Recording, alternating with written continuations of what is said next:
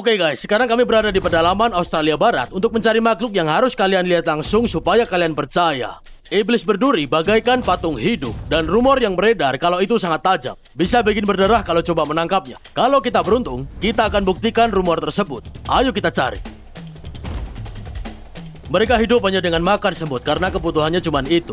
Kalau ada gundukan atau barisan semut, kemungkinan besar ada setan berduri di sekitar sini. Jadi kita bisa membuat perimeter dan mulai memindai area tersebut. Mereka ahli dalam kamuflase di lingkungan ini, jadi kalian harus mempersempitnya ke titik yang tepat. Aduh, sangat tajam. Ini sudah jelas. Habitat setan berduri. Semua yang ada di sini berduri. Seperti tanaman ini seperti daun silet kecil. Aku harus berhati-hati selagi kita mencari makhluk ini. Itu dia, ini indikasi yang bagus. Kamu lihat garis di tanah itu? Itu jejak semut. Kamu bisa lihat beberapa semut-semut kecil berjalan kembali ke sarangnya. Ini bagus guys, kita punya lingkungan berpasir. Kita dapat makanannya. Sekarang waktunya untuk menemukan iblisnya. Yang kucari sekarang adalah jejak kaki atau garis luarnya. Ini sangat kontras dengan lingkungannya. Lingkungan sekitar sini, garis luar ekor dan tanduk di bagian depannya. Dan itulah yang akan kupindah di sepanjang punggung bukit dan di sepanjang semak belukar ini. Untungnya, iblis berduri itu tidak terlalu cepat. Kamu bisa lihat, kenapa kau harus menjadi hewan yang sangat khusus untuk menjadikan ini rumahmu. Karena manusia tidak sanggup tinggal di sini. Oh, aku melihatnya. Dapat, kita dapat iblisnya. Hoho, ya, kita dapat guys. Wah bro, ini adalah kadal paling keren di muka bumi ini. Ya Tuhan, aku sangat senang ini. Aku tidak percaya kita menemukan iblis berduri. Coba lihat betapa kerennya naga kecil ini. Ini salah satu target utama di sini. Dan tidak seperti sepupu mereka di Amerika, di Meksiko, kadal bertanduk. Kadal ini benar-benar sangat berduri. Dia menggembungkan tubuhnya dan mendorong duri itu keluar. Itu salah satu mekanisme pertahanannya. Dan aku bisa bilang, kalau kamu memegang iblis berduri ini, tanpa tahu kalau itu tajam, kamu akan dapat beberapa tusukan. Lihat betapa samar pola warnanya. Hewan ini unggul dalam kamuflase di lingkungan ini, mulai dari pasir yang terlihat di lengannya, hingga dedaunan dan serasah daun kuning di situ. Seperti yang kalian lihat itu. Hewan ini sudah dirancang sempurna untuk habitat ini. Kamu bisa lihat, aku tidak banyak gerak untuk menjaga hewan ini tetap bersama kita karena mereka sangat jinak dan bergerak lambat. Mereka pakai ekornya sebagai keseimbangan untuk berjalan maju. Mereka mirip seperti bunglon. Langkahnya hati-hati. Jadi lihat ini, dalam hitungan menit sejak memperkenalkan hewan ini, warna punggungnya sudah berubah menjadi kuning yang jauh lebih cerah. Ini mungkin karena matahari yang mulai bersinar siang ini. Dan seperti kadal lain, dia bersifat eksotermik. Semakin banyak panas yang diserap tubuhnya, semakin banyak energi yang dimilikinya. Dan dia memang pantas mendapatkan namanya, si iblis berduri. Ia luar biasa tajam dan berduri. Lihat itu. Dan sekujur tubuhnya ditutupi duri-duri tajam dari ujung ekornya hingga jari-jarinya. Andrew, coba pegang, gimana rasanya? Wah, ini seperti jarum. Duri ini tajamnya mirip duri dari bunga mawar. Hanya karena dia memiliki mekanisme pertahanan ini, bukan berarti kadal ini tidak memiliki predator. Ada hewan di sekitar sini yang mau makan iblis berduri ini, termasuk spesies elang, dan tentu saja biawak predator, biawak raksasa yang hidup di negeri ini. Jadi disinilah hewan ini mengandalkan kamuflasenya yang unggul untuk berbaur dengan lingkungannya dan tidak ketahuan lokasinya. Dia juga memiliki mekanisme pertahanan unik lainnya. Kamu lihat ada dua tanduk di lehernya ini, itu adalah kepala palsu. Dan dalam situasi bertahan, hewan ini akan menyembunyikan kepalanya, menawarkan kepala palsu ini kepada predator. Jadi dia punya kesempatan untuk kabur jika diserang. Mari kita coba praktekkan. Lihat kepala palsunya. Ini tampilan yang bagus. Oke, ayo kita ambil lagi. Aduh, durinya tajam. Lihat dia mencoba menusukku tadi. Aduh. Oke. Tenang dulu ya. Ayo, kalem. Katanya kita teman. Kita akan rekam lalu kembalikan hewan ini. Aku mau tunjukkan betapa kerennya kamu. Itu dia. Kalau kalian ingin melihatnya langsung, kalian harus ke sini, ke salah satu habitat aslinya. Kita di Australia Barat, tapi habitatnya membentang hingga ke pusat benua. Tapi dia hidup di medan gurun yang khusus seperti ini. Mereka makan semut dari jenis tertentu. Nah, ketika aku bilang makan semut, harusnya aku bilang mukbang semut. Kadal kecil ini mampu memakan hingga 3.000 semut per hari. Dia bisa makan hingga 1.000 semut dalam satu kali makan. Dan karena itu, konon katanya mereka ini super cerdas. Mereka punya kemampuan untuk melacak lingkungan mereka, menemukan koloni semut yang berbeda dan memastikan kalau mereka tidak memangsa koloni tertentu secara berlebihan. Mereka ingin bisa kembali ke jalur makanan untuk mendapatkan makanan lain saat mereka membutuhkannya. Semua hewan ini memiliki pola warna yang sangat unik. Lihat di bawahnya, pola di perutnya seperti sidik jari yang unik untuk kadal ini. Jadi, para ilmuwan akan mengambil foto bagian bawah iblis ini agar mereka dapat mempelajari populasi di area tertentu. Dan yang ini lumayan keren ternyata. Bentuknya seperti jaring, seperti belang harimau. Ini tajam banget. Tunggu. Selain super runcing, dia punya mekanisme unik lain yang dikembangkan untuk kehidupan di gurun ini, yaitu kemampuan untuk minum menggunakan kakinya. Aku dengar kalau kita menuangkan air di situ dan kita menaruh iblis ini di atasnya, kita bisa lihat dia minum. Jadi kita akan tunjukkan hal itu ke kalian sekarang. Aku bawa le mineral di sini.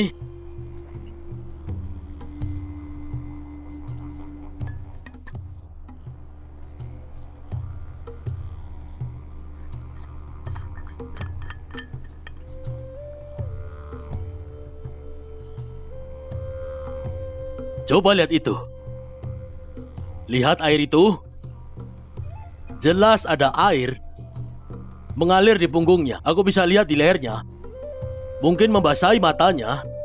Dan kalau kita tinggal di sini cukup lama, kita akan bisa lihat dia menyedot sebagian air ke mulutnya. Ini sangat keren. Jadi sisik itu beradaptasi untuk bisa menyerap air dari tanah agar kadal ini tetap terhidrasi.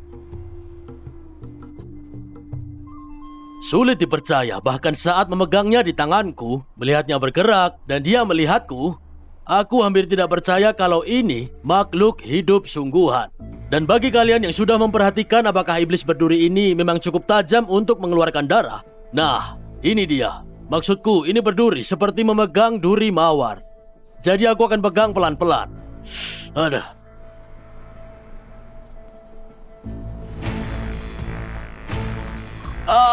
Kamu menusukku. Dia menggeliat. Dan ini sangat berduri, tapi rupanya ini sudah jelas. Kurasa iblis berduri tidak cukup tajam untuk mengeluarkan darah, walaupun kamu berduri. Ini rasanya tidak enak, terutama ketika durinya menegang.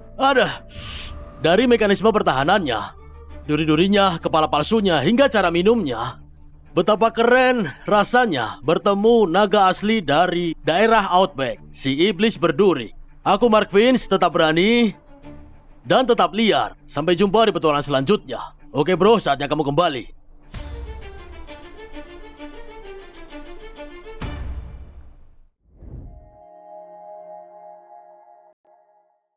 Oke. Hari besar untuk Brave Wilderness. Aku akan mencoba memfilmkan Godzilla yang sebenarnya di tepi gunung berapi yang masih aktif di tengah Galapagos. Namun untuk melakukannya, aku harus menyelam di bawah ombak yang menghantam itu untuk mendekati satu-satunya kadal di planet ini yang mengarungi lautan, iguana laut. Kekuatan alam yang bermusuhan. Kata-kata terkenal Darwin menggambarkan Galapagos dengan sempurna. Dan itulah yang kita hadapi. Memfilmkan iguana laut saat beraksi berarti kita harus menyelam melalui perairan yang dipenuhi hiu, menghindari arus yang deras, dan menghadapi gelombang pasang yang tak henti-hentinya melemparkan kita seperti boneka kain. Baiklah, saat kita menuju zona pasang surut, kamu bisa melihat apa yang kita hadapi. Sebagai penyelam scuba, jika kita terjebak di ombak ini, kita bisa tamat. Tapi itulah yang harus kita lakukan jika kita ingin mendekati iguana laut yang ikonik itu. Baiklah, kita harus menyelam dengan cepat untuk menghindari arus. Semua penyelam dalam misi hari ini membawa suar GPS darurat jika salah satu dari kita terseret ke laut. Sangat penting bagi kita untuk tetap berdekatan saat kita menuju ke tempat makan iguana. Jarak pandang kita akan sering berubah dan akan ada banyak tikungan dan belokan yang harus dilalui. Air di sini sangat dingin, hanya 68 derajat Fahrenheit. Air di sini juga kaya nutrisi yang menarik lebih dari sekedar iguana. Kepulauan Galapagos adalah salah satu sistem laut dengan keanekaragaman hayati tertinggi di planet ini, menjadikannya garis depan konservasi yang penting. Tapi kita tidak boleh buang waktu. Kita perlu menghemat udara sebanyak mungkin untuk merekam iguana. Gelombang akan semakin kuat jika kita semakin dangkal. Rasanya seperti lautan ini bernafas. Dorong, tenang, tarik. Dorong, tenang, tarik. Ini adalah air paling bergejolak yang pernah aku alami dan membuatku sulit untuk tetap terendam. Namun jika kita muncul ke permukaan sekarang, kita bisa terguling ke ombak yang pecah yang akan sangat berbahaya dan berpotensi mengancam jiwa. Hanya 50 meter dari pantai, disinilah kita harus berada. Dan itu dia, iguana pertama kita.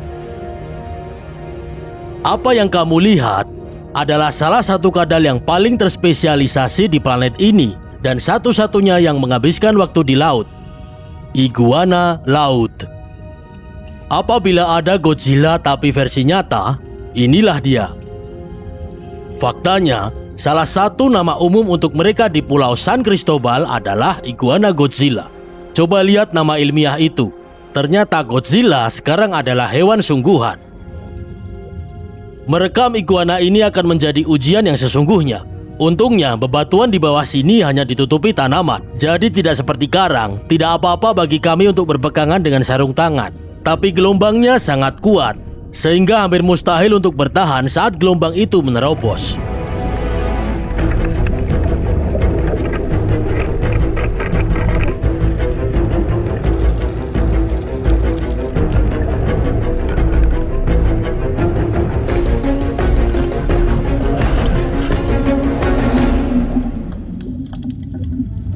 Periode tenang akan menjadi satu-satunya kesempatan kami untuk mendekati iguana.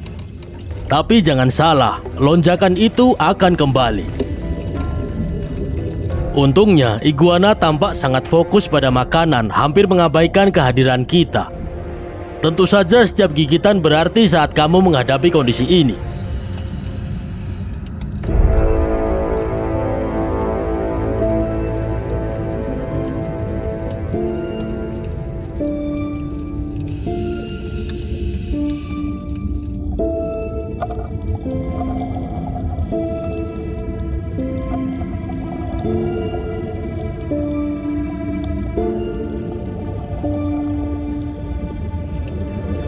Iguana laut adalah herbivora yang telah beradaptasi dengan berbagai spesialisasi untuk membantu mereka bertahan hidup di laut dengan tujuan tunggal untuk mencari makanan. Batu-batu di sini ditutupi oleh sala laut berdaun yang meliputi ganggang merah dan hijau yang merupakan favorit iguana laut dan satu-satunya sumber makanan yang dapat diandalkan bagi mereka di Galapagos.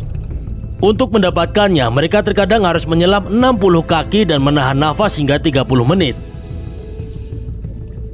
Mereka menggunakan cakar mereka yang seperti cakar bengkok untuk mencengkeram batu, sementara moncong mereka yang pendek memungkinkan mereka untuk mendekatkan gigi mereka dan memasuki ruang sempit untuk mengunyah ganggang. Jadi penampilan mereka yang seperti Godzilla memang memiliki tujuan untuk bertahan hidup.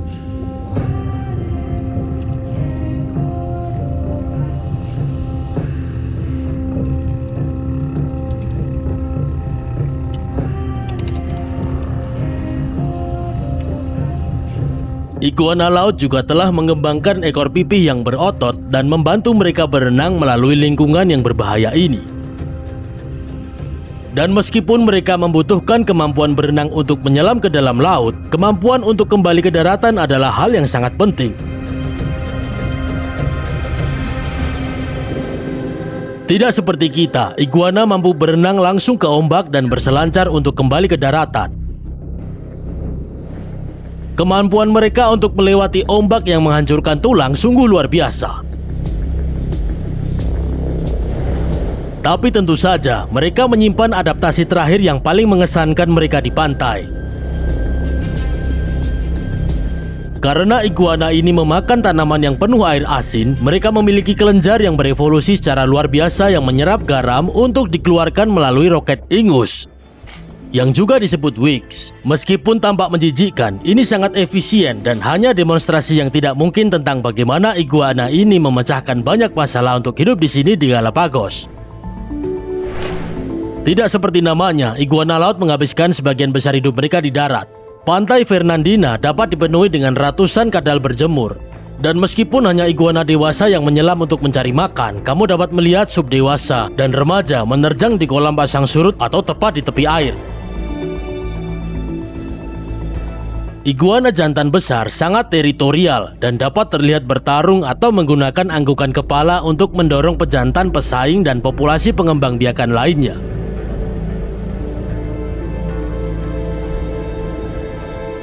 Sebelum mereka menjelajahi perairan di zona pasang surut, iguana laut awalnya adalah spesies darat yang hanya hidup di bawah permukaan laut karena kondisi kekurangan makanan.